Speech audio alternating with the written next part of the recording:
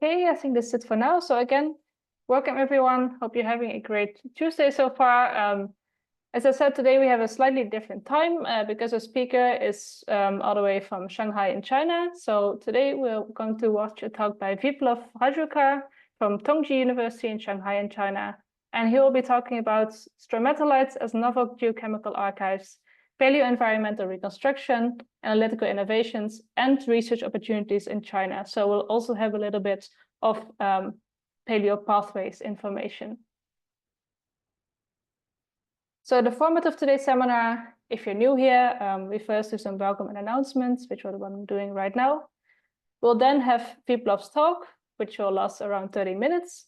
This will be followed by a moderated Q&A, during which you can ask or speaker questions.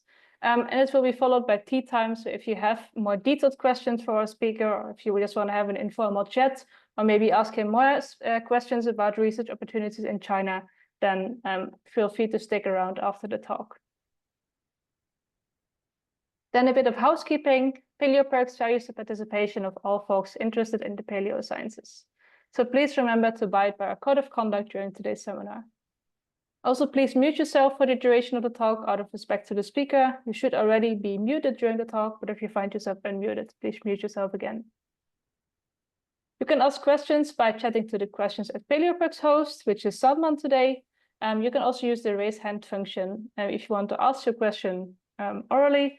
Or you can just type your question directly in the chat. Also, if you have any technical issues, you can also send them to the questions at PaleoPerks host. Then we have closed captions built into Zoom, so you can use them by either by clicking the CC button to show or hide them. And then PaleoPerks exists because we have so many cool early career speakers that want to show their research here weekly. So we're always looking for more speakers. If you know an outstanding early career researcher, or if you are one, then please nominate them or nominate yourself here. Self-nominations are very welcome. This link will also be dropped in the chat shortly. Then we also encourage weekly feedback. So we have a weekly feedback form for demographic information. This is anonymous, completely optional, but very encouraged. It's very helpful to us. This will also be dropped in the chat shortly. So that's enough about PaleoPerks. Now a bit more about the speaker, Viplove Rajurkar. Viplove did his master's at the Banaras Hindu University in India, and he is currently a PhD candidate at the State Key Laboratory of Marine Geology at Tongji University in Shanghai in China. And with that, Viplove, I invite you to share your screen and please take it away. Thank you. I hope it's visible to all of you. Yeah, that looks good. Okay, so good evening everyone from Shanghai. My name is Viplove Rajurkar and I'm a PhD student at Tongji University, working under the supervision of Dr. Simon B. Hall. And basically, first of all, I would like to thank the Paleo community for organizing this wonderful seminar series and for giving early career researchers like me this opportunity to share my work. And today I'll be basically talking about Stromatolites, a novel geochemical archive for paleo-environmental reconstructions and the recent analytical innovations on stromatolites, and a brief note on career and research opportunities in China. Since my research group at Tongji University, we call it Tongji Carbonate Geochemistry Group, TCG, mostly works on stromatolites, and my PhD is also mostly on stromatolites. So I have kept these two images here. The first one is Ernst Louis Karlsruhe, is a German geologist and paleontologist who first coined the name stromatolite in 1908 in this particular area at Hiseburg outcrop in Lower Saxony, Germany. And this is a place where I'm standing, where Karlsruhe first described stromatolites. Okay, so although Karlsruhe first described the stromatolites, they coined the term in 1908, but the more accurate definitions came much later, and this is a very famous definitions given by Bourne and Murray, which says that stromatolites are defined as organosedimentary structures formed by interactions between microbes and detrital or chemical sediments. There is more information on stromatolites related activities. So like what you see here, this photograph was captured by Tanja Bosak. What you see, a very small oxygen bubble which is popping up. It basically release, it's a product of photosynthetic activity, and this greenish layer is a you can call a microbial film or EPS, exopolymeric surface. You can also see it here on this. So this top layer is basically full of a lot of phototrophic organisms, and but when you go deeper you see much reddish layer. Here, like this red colors could be because like iron oxyhydrides, and then you see a very bright carbonate layer. So what happens here, like this layer basically chelates a lot of calcium plus ions and magnesium plus ion, but the carbonate precipitation does not take place here. It takes place just beneath this like beneath this layer, and this layer thus records the ambient fluid chemistry, and which can be used for uh, paleoclimate reconstructions, and as well as like for the metabolic activity reconstructions for the geological time scales. Again, this is just a box model image which basically shows like how phototrophs, methanotrophs, heterotrophs, and multiple uh, microorganisms involved in this stromatolite growth, and then how the ambient water chemistry gets recorded in this white bright carbonate layers. So we will see in more detail in the coming slides. So the main motivation for working on stromatolites basically comes from their abundance throughout the geological time periods.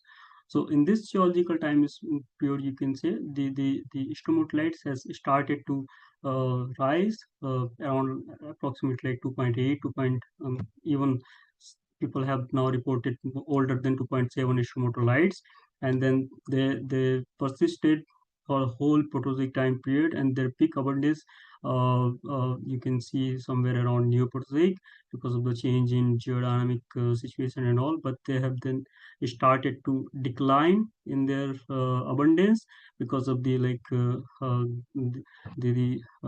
emergence of benthic proteins and some other higher organisms like grazing metazoans and all. So, but the interesting things, they you can find stromatolite for the geological time scale, which is very continuous, and you can see it in like multiple carbonate rocks as well. So this plot was given by Peters around 2017. It was just for the North American craton, but now more and more data is coming. But and you can find a similar kind of trend. In other craton as well. So we call this stromatolites as a novel geochemical archive because of the reason I explained before. They records ambient fluid chemistry, and the very interesting thing is that they are abundant throughout the geological time scale. Unlike but if you go for other archive like banded iron formations or some other black cells and all, they all deposits at certain events and all, and they may not be continued, and they have stromatolites have depth control. So uh, why we are working on stromatolites, because they can answer to so many questions, and some of these questions which I am working on. So the first question is like we are gonna see all this question in more detail in the coming slide. The first question is, what causes extreme carbon isotope excursions? The second question is, what causes great oxygenation events? We call it GOE, which occurs somewhere around 2.4 GA. And then was the boring billion was really boring. So I'm calling boring billion. So I don't know how many of you are aware about the term boring billion, but the time interval between 1.8 GA and zero point 0.8 GA, that's a 1 billion year. And then people called it boring because you see, like the carbon isotope values or carbon cycle is not so much fluctuating or not so much happening in this carbon values. All these values are from the carbonates, and also you see oxygen was also like very boring. So people started calling it boring. If you look at the geological record, there are no glaciation activities. There is no banded iron formation deposits, and because of all this reason, people started calling it boring billion. But now there are a lot of records coming in people have described oxygenation event around 1.4 GA from Xiamling Formation in China. That's very famous oxygen event somewhere here. And then now, if you look at the eukaryotic evolution and multiple biological evolution, a lot has been people have reported a lot of evolutionary history during this particular time period, and that's why the perception from boring is changing to balance, and I call now it's a balanced billion time interval. But yeah, they do not just stop here. They can answer to a lot more questions, like how and when exactly did diverse microbial communities evolve on Earth and beyond? How does microbial life cycle bioessential elements in the oceans? Can we trace nutrient availability and surface ocean carbon cycle in the rock record? How did the interaction of microbes with the environment shape habitats? Can novel stable isotopes help to trace the extent and timing of this effect? So these are the questions. These are the few questions that I'm mentioning, but they still they have they can answer to so many questions, and we are working on only few of them. These are the questions. It's a part of my PhD. So and this slide, I want to show you briefly how the geochemical research on stromatolites has evolved. So it's 2000 when Webb and Camber analyzed the uh, elemental concentration, particularly the REY pattern, and then what they found is that this pattern was analyzed on a heron reef. It's a microbial reef on microbial lamanites, or so don't confuse with the term microbialites and stromatolites. We often use them alternatively. So they did this measurement on the carbonate that I showed at the very beginning, the white carbonate. They drill it specifically, and then they leach it and then measure the REY pattern. So what they found, this REY pattern resembles to seawater REY pattern. So if you see, look at the seawater REY pattern, they will also have a positive lanthanum anomaly. Then if it is oxic, they will have a negative cerium anomaly. If it's anoxic, it will have no anomaly or maybe positive cerium anomaly.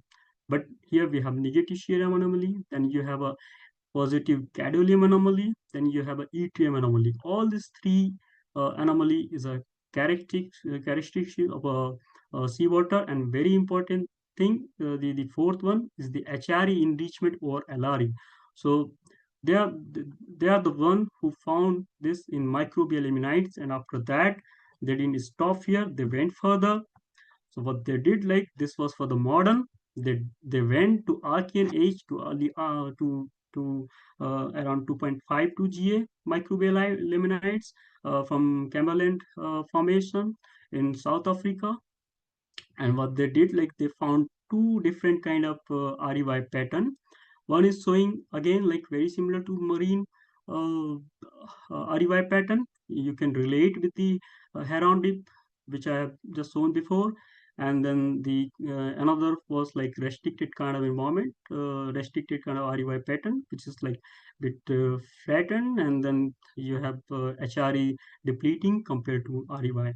But the one interesting thing is here, like you have positive lanthanum, gadolinium is also like bit high, then you have yttrium also positive, but you see like in this we do not have europium anomaly. We do not have europium anomaly on the modern time, but you have a europium positive europium anomaly in both the curve, and then at the same time you do not have any cerium anomaly.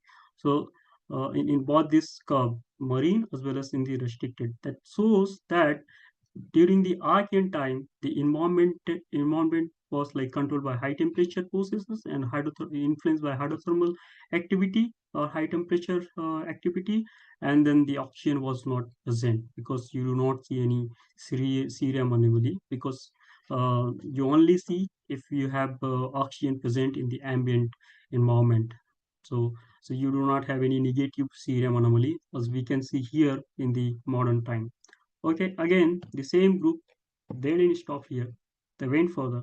So what this work established that the stromatolites can actually preserve the ambient seawater chemistry for very, very long period. This is very significant finding. But then they went further, and then they did the first in situ LAICPMS analysis for transition metals like tin, vanadium, and copper. This is not a very beautiful map because they did in very early time, but what they found is that all these metals basically accumulate on a particular layer and shows the enrichment, and then later they use the LA map for identify the base area where they can find the enrichment of elements like iron, vanadium, copper, any metal of their interest. So they use similar mapping to identify the base spot, and then they drill those places, like basically you can call it like screen those samples for the base spot to take the samples. And then they first measure the iron isotope samples on the stromatolite, and that too not only from one or two locations, from multiple locations and throughout the geological time scales. And they what they found like this isotope shows huge fractionations. So they can explain multiple processes linked with the iron isotope fractionation. But yeah, I'm not going to explain what they are, what they mean. But yeah, I just want to show how the isotopic work and this chemistry work has evolved throughout the in past 2 decades. So after 2008 until 2021, whatever the data on isotope values has published was compiled by Hall in Vietnam. So Simon Hall from Tongji University is my supervisor. So they compiled all the data and published this paper in Earth Science Review. But then they started working on some more novel isotopes like barium isotopes, and then magnesium isotope. So all these papers are coming from our research group at Tongji University, and then they also went for the nickel isotopes as well. And the very important paper on the nickel isotope was this paper, which came in 2025 in EPSL. And this paper is basically on the very famous lagoon in Brazil. We call it Lagoa Sagada. And that lagoon is full of stromatolites and very famous for the active methanogenesis. So, uh, I will talk about more how nickel is linked with the methanogens and methanogenesis because my work is on nickel isotopes on stromatolites. Yeah. So we will see in the coming slides how we can resolve the debates related with the great oxygenation event and the Loma Gondij-Jatuli event, which is very famous carbon isotope excursion event. So what you see in this figure is you have a methane concentration which is getting declined just before the great oxygenation event, and then this declining trend matches with the decline in nickel concentration. All this nickel data is coming from the pentadiron formation, which is a deep water hemipelagic facies. And based on these observations, Kurt Kronauser in 2009 he proposed a hypothesis in his Nature paper. He proposed a hypothesis called nickel famine, and it says that nickel famine in the late Archean ocean severely curbed methanogens productivity, triggering a collapse in atmospheric methane and allowed great oxygenation event to occur. But why nickel? Because nickel is a key metal cofactor in methanogenic enzyme, and thus they need nickel to perform their metabolic activity, and methane is the byproduct of their metabolic activity. That's what you see here. So in this early time, methanogens were highly abundant. They were dominating during this particular time, but Kronauser proposes that during this particular time period, due to the decline in nickel concentrations, the methane concentration went down, and methane is basically a sink for oxygen, and if it is going down, that means your sink is going down, so your oxygen is getting rise. But the question is, does this nickel depletion trend holds true for shallow microbial habitats where methanogens actually thrive? So that's the question, and this hypothesis then later challenged by multiple studies, not only because of this reason, because it's a deep water species and it's not a good home for the methanogens, but for so many diagenetic and so many other reasons. So we believe instead of painted iron formation, the best place to look for to test whether really nickel has control, like are linked with methane decline or like the great oxygenation event, we should actually look at on the microbial carbonates or stromatolites, and that's what we are doing. So we have collected a lot of samples. Yeah, but before that, I want to show another questions or another debate.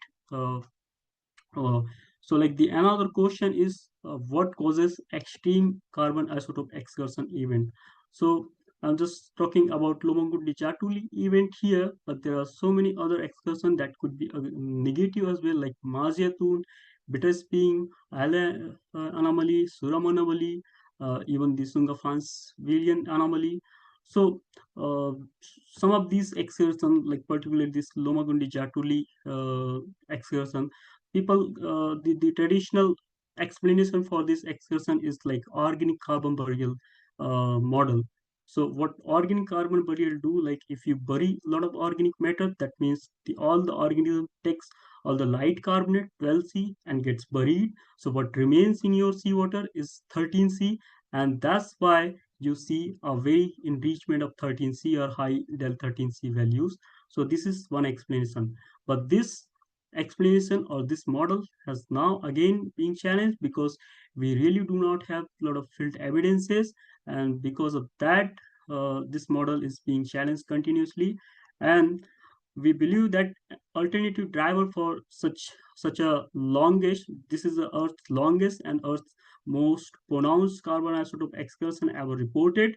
So and the most an alternative driver for this excursion could be your widespread methanogenesis, and therefore to trace or to prove whether this carbon isotope excursion are linked with the methanogenesis and all, the nickel concentrations and the nickel isotope proxy, which I am working on, is very essential to understand all these things. Now, to understand how nickel isotopes actually works or how we can use the nickel isotopes to trace the methanogenesis or methanogens throughout the geological time scale. So the foundation for this proxy actually laid down in 2009 by Cameron et al. In his PNS paper. What they did that they cultured methanogens and then heterotrophs, and then they measured the nickel isotope concentration on the biomass of methanogens as well as on the residual media. So what they found, like the biomass goes very down, the nickel isotope goes very down in the biomass. That means that methanogenic archaea preferentially uptake light nickel isotopes and causes the strong negative isotope fractionation. However, in heterotrophic archaea, we do not see such a strong fractionation, and it's obvious because they do not need nickel, but methanogens needs nickel in their metabolic activity. So this is the foundation, or this is a very important finding for the nickel isotope proxy that we can use for tracing the methanogens. But this is just an experimental study, and this is the range for the nickel isotope in different rock materials and fluids. So you see most of the values are positive, but these value which is going very negative are from the uh, this paper which I am showing here. So this is the first field evidence which shows. So what they did, like this is the paper I talked about, which got published in EPSL in 2025. So these are all stromatolite samples from the Lagoa Sagada Lagoon, which is very famous for the active methanogenesis.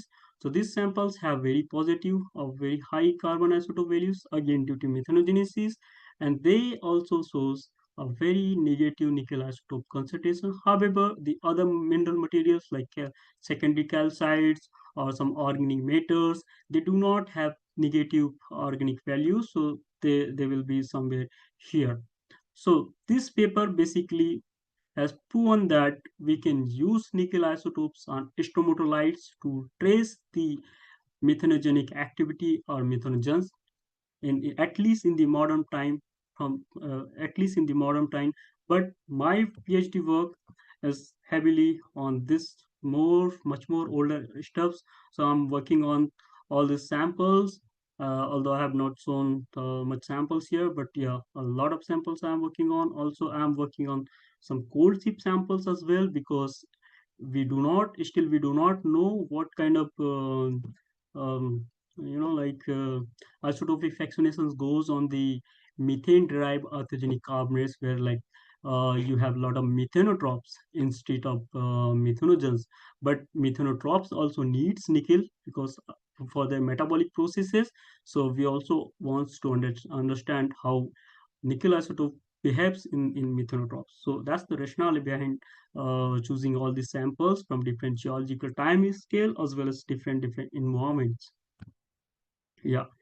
So now moving to the very interesting part. So I spoke about the analytical innovations. So the uh, very important application for of elemental mapping on stromatolites is you can date the samples very precisely. So this is the reaching stromatolites linked with the like is from the Badenian salinity crisis event. So what we did, like we have a stromatolite samples, we polished it, and then we got a uh, we also check screen or samples on the SEM to avoid any like fractures and alterations, and then we precisely then like target the very neat and clean or like promising spot, and then we go for the elemental mapping. So on this map you can see like we have plotted uranium by aluminum ratio to see that the title influence. Then we have plotted uranium by thorium ratio and also Mn by Sr ratio. So Mn by Sr ratio is basically is an indicator of your diagenetic process. So what we choose here for dating is we look for the places where we have more uranium concentrations and comparatively very low Mn by Sr values. These are the best places. So we identify this area because in this area you can see we have very high uranium concentrations. That's what we wanted. And then we perform the in situ uranium lead isotope measurement using LAIC PMS, and we got this Concordia or isochron plot, which basically have very high lead ratio, and the speed is also not so good. That could be because diagenetic uranium loss. But you see like we have got very precise age, and that actually fits with this particular like stratigraphic age which was previously described for the salinity crisis events. We have another samples from Mesoproterozoic in Shanghai formation in China, and we have again did the similar kind of dating, and we found very precise ages, and you can see like the speed is very good. Lead ratio is also like showing very nice speed, and the ages are also very precise. So if like in some modern time, like maybe Cambrian, around Cambrian ordovation, some people do not have very typical fossils and all, and in that case they cannot date those strata. But if those strata have stromatolites, then those are the your perfect samples to date those samples. So this is kind of very important applications. uh, uh, or like you can use your sample stromatolites for dating your strata again. So moving to further application, what you see here is a elemental map again, and then you have like we have plotted, we always plot like normalize or values or elements with aluminum to see the detrital influence. But what you see here, like your all elements basically resembles stromatolite layers, which basically shows a biointrinsic metal accumulation that represents growth structure of your farmer microbial biomass, and the metal uptake as enzymatic cofactors. So all these elements like cadmium, copper, nickel are like essential metal cofactor for the metabolic activity. And With these elemental maps, you can also identify the areas where your particular metal is getting enriched, and you can sample and go for their metal species and analysis, or maybe for some isotope analysis. So this is another very important application of elemental mapping on stromatolite samples. Yeah, so let's now, I will be talking about some research opportunities in China. So I will first start with the PhD opportunities. So in China, we have multiple scholarship programs, and the very famous one is the Chinese government scholarship program, which basically covers your all tuition fees and stipend, also provides some stipend.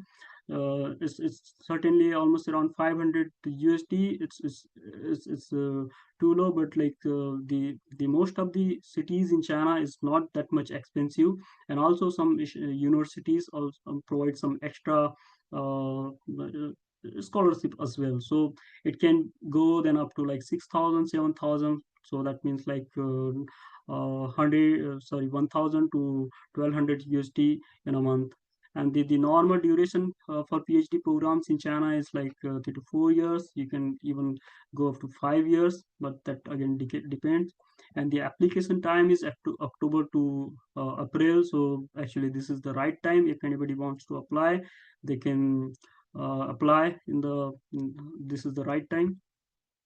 So for postdoc opportunities, like China nowadays have like multiple scholarship program. The very famous one is the CS President's International Fellowship Initiative, or they call it like PIFI in short. This is one of the most prestigious program. It offers 2 year position with competitive salaries that are substantially higher, very very high compared to PhD. What you get in PhD is just like maybe like 6,000 RMB, but what you get in postdoc could be like 30,000 RMB, almost like 8 to 10 times higher than what you get during your PhD. Then we have NFSC postdoctoral fellowship. Again, this is very very high and very prestigious postdoctoral fellowship. And then you have some university specific postdoctoral program, and of course the duration is for 2 to 3 years. So most of the scholars, postdoc candidates at my university, they have came for almost 3 years. Okay, but for the marine specific opportunities, there is a very famous scholarship called Marine Scholarship of China, and I am here with the Marine Scholarship of China, and I also get some extra salary from the university. So that's fair enough amount to live in Shanghai, and you can also save a good amount of money. And this scholarship is not offered by all the universities. There are only few universities they offer these scholarships. So such as like Tongji University is one of them, Xiamen, Peking maybe, or an Ocean University of China. So there are a couple of more. Yeah. Moving to collaborations and career pathways. So nowadays, China has been aggressively recruiting international talent through various programs, and the packages are genuinely very very competitive. And the best options, some of the best options are like the young talent, young thousand talent program. Now sometimes people call it like young overseas high level talents introduction plan. This is designed for researchers under 40 who have some exceptional promise. If you're selected, you're looking at annual salaries ranging from like 300,000 to over 1 million RMB. That's roughly around like 45,000 to 150,000 USD per year. That's a lot, very huge amount of money. But that's for like young thousand talent faculties. Then you have like CS Pioneer 100 Talent Program. This also offers a very very high salary, and then you can come to China. Then some provinces like Shandong, Qingdao, they have like some province talent program, also very very competitive, and provides a lot of money. Then for the collaboration, so some people like they can, if they cannot move to China, and they want to collaborate, they can still collaborate with China. So, and there are a couple of options like joint research projects with through NFSC foreign cooperation grants, which can allow you to partner with Chinese institutions while remaining at your home institutions. And these grants can fund equipment, fieldwork, and personal exchange as well. There's another options like short-term visits. So you can also be a visiting faculty in some Chinese university from 1 to 12 months. Need not to be like for very very long. You can just come for 6 months, 4 months, 3 months. But it all depends on how you negotiate with the university, and you'll be paid well for this particular time period. Again, you can join research uses. You can collaborate on the basis of core repositories, or also like you can even open an international lab here at Tongji University. So with this, this is the view that you'll get when you come to Shanghai. This is a very famous area in Shanghai. We call it Bund area. So it's a beautiful view. Then here I in my presentation with this. So thank you so much. Welcome for I welcome all your questions. Thank you so much for your great talk, Viplove. That was super interesting. Also very cool at the end for people that are interested in research opportunities in China. I think that's very cool to mention. As a quick reminder for everyone, you can send questions either directly in the chat or you can ask them to our questions host, Salman. If you put them in the chat, you will obviously not be anonymous. If you send them to us, you also have the option to ask your question anonymous. So we start with some anonymous questions that we received. So the first one is, are stromatolites depth restricted in marine environments? As we know, cyanobacteria are mainly responsible for their formation, which are found in shallow environments. Is there any other microbial activity which can be responsible for forming stromatolites in deeper areas? Okay, the next question. So let me answer this. So yes, so this is why we have I said like stromatolites are novel archive. The reason they have a depth control. So you go through the geological time, whatever age you go. So all these stromatolites are basically coming from the shallow water environments, and we do not have like any photosynthetic activity going on in the deeper water phases. So all these stromatolites only and only thrives in the shallow water environments. Even in the modern time, you'll find like most of these stromatolites now relegated to the very restricted kind of environments. And for the open marine, we have very few examples like Bahamas. You will only get in Bahamas.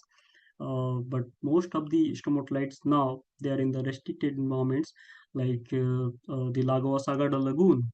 It's restricted. Then there is a very nice island in Indian Ocean. And there is a lake called Mayotte Island, and there is a lake called Ziani Zaha Lake. There are also like a lot of stromatolites growing, but it's again a very restricted lake, which is also very famous for the methanogenic activity. One more lake in Tonga Island in South Pacific, and also you can find some stromatolites in Mongolia and so many other places, maybe in your country. Yeah. Oh, cool. Didn't know there were so many places where you had stromatolites. Yeah, you have to look for the restricted environments. Because nowadays only one example I know is Bahamas, which is an open ocean, and you have stromatolites growing there. But most of the stromatolites now have been relegated to the restricted conditions. Interesting. So I will just post the next question in the chat. This one asks, what is the influence of preservation and diagenesis of the stromatolites, I presume, on this type of research? Yeah, so that's very important questions, and so I think I should go on to the method part, and I would show this thing because I didn't show this. So what we see, like it's very important part, and we always screen our samples for the potential diagenic activity and all. So we cut our sample, we polish them, we make the thin section, we study them in microscopes and SEM and do the elemental mapping, and we only choose the spots which is not diagenetically altered or less diagenetically altered, and particularly suitable for our specific isotope analysis or geochemical analysis. So yes, that's very important. If you have a diagenetic alteration, then your geochemical data can be highly influenced because of those diagenetic processes. But as I showed, a very nice geochemical data or very nice REY pattern from almost 2.5 2 GA old stromatolites from South Africa. They preserve the ambient fluid chemistry, and then this is the proof that stromatolites can preserve this geochemical or ambient fluid chemistry for a very, very long time periods. Yeah, that's definitely impressive. Preserving archaean seawater signatures. Yes. Yeah. Let's see if we have another one. Yes. Okay, the next question asks, how much does the composition of the microbial community, so the types of bacteria in modern stromatolites, matter for nickel fractionation? Does it matter at all, or do they all fractionate the same? No. Yeah. Yeah. Okay. Very nice questions. So as I told, like for the nickel isotope, if you're looking particularly for the, let me go to that slide. Yeah. Yeah. If you are particularly looking for the nickel isotopes, so then only methanogens has the role to play. So far, this is only one laboratory experiment, and they have only incorporated methanogens and some heterotrophic archaea. But this is a very interesting question, and I would also, I'm also working with a researchers. He's Argentina. He's from Argentina, but works at Hamburg, and he has worked on a lot of lakes in Andes Mountain, and those lakes have diverse kind of microbes, and he has very nice carbonates or microbial carbonates from those lakes. So we do not know what like other microbes can, what kind of isotopic fractionations can be caused by other microbes, but we know like this is highly influenced by methanogens. So this is kind of again like we have to look for. Okay, and just a follow-up question from me. Can you combine your research into nickel isotopes with like biomarker research to maybe check for certain styles of metabolysis from the bacteria, like if they were methanogenic or they prefer oxygen? Maybe Yes, not back to the yes. archaean, but to where biomarkers are preserved. Yeah. So the idea, like we started working on nickel isotope, is to develop a biomarker proxy. So we call it nickel isotope as a biomarker proxy, but only for the methanogens. Because now we only know that nickel isotopes can track the methanogens. And as we know, like during this earlier time period, the methanogens were dominating the Earth. So we believe like if we go to some extraterrestrial planets, Mars, or some samples, like we get some extraterrestrial sample. So it's possible. It's, although like it's a very it's not a very strong argument, but the thing like it's possible if you do not have see any biological preservation, which is very difficult, but you can use nickel isotope and see if methanogens were there or not. So we started saying that nickel isotope is a biomarker, but yeah, it's just for the methanogens, Okay, only for good. the Yeah, one metabolic process, not for anything else. right. I understand now. We have 2 more questions left so far. So if you have any further questions, please send them to us now. So the next one asks, very interesting research. What could have been the cause of this proposed nickel famine that you mentioned in the beginning? So why was there not enough nickel in the oceans? Okay, so like as I said, like although they proposed the hypothesis nickel famine, but this is what like they have observed it in a deep water phases in banded iron formations, and there is still like this hypothesis still is being challenged. uh, and the reason they said like there was a like reduce in the supply of nickel in the ocean because of the weathering intensity and all. So that's what they said.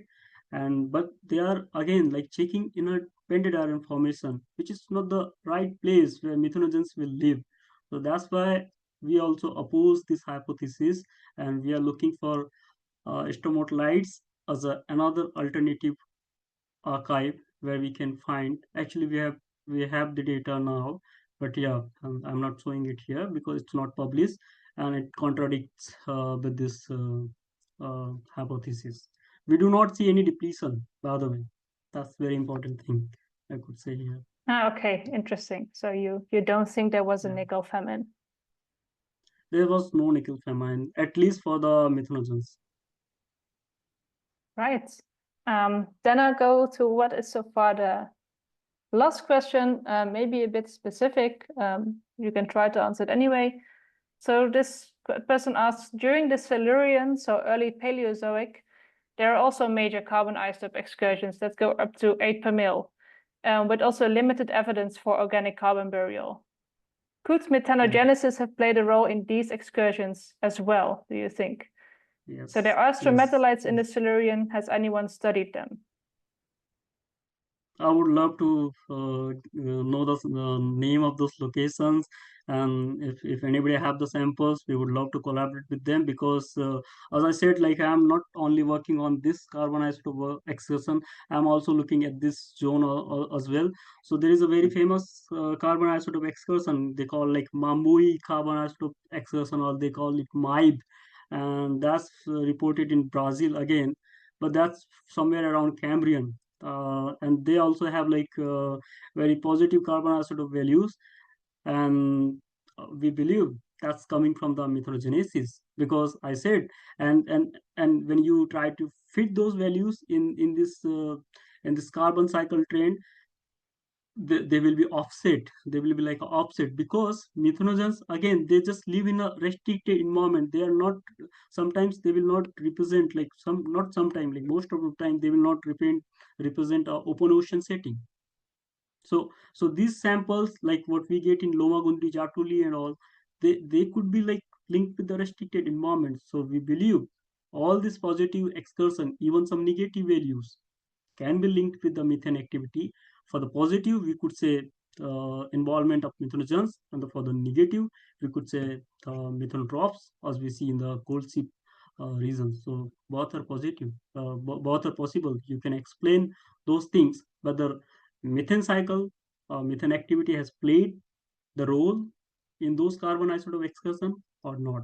That's why we are working on nickel isotopes to check for both the values, like for the positive as well as for the negative values as well. Okay, thank you. So anyone who has stromatolite samples that are well preserved, you know where you can send them. Those were the questions so far. So I'm going to give the audience a few more seconds to send in any last minute questions, but already thank you for your presentation and for all your answers. Was super interesting to me, and I think also for the audience. Yeah, if those were all the questions, then I want to thank our speaker Viplove again. And before we go into tea time, I will just share some minor information about next week's talks with you. Yeah, so thanks everyone for joining us. As I mentioned before, please fill out the weekly feedback form if you want. That'd be very useful for us so we can know a bit about who attended today's seminar. About next week, we are back at the regular time, so 16 UTC, and we'll be joined by Gustavo Ballen from the Universidade Estadual Paulista in Brazil, and he will be giving a talk about evolutionary paleobiology. So if you're not staying for tea time, hopefully see you then. If you are staying for tea time, which to those of you that don't know it, is just a relaxed, informal conversation with today's speaker where we can turn on the cameras, we don't record. Like example, if you have any questions about research opportunities in China, this would be a great time to ask those. But before that, we want to give everyone a chance to take a quick break. So we'll start a 2-minute timer, so you can turn off your camera briefly, take something to drink, relax a bit, and then I'll see hopefully some of you in 2 minutes.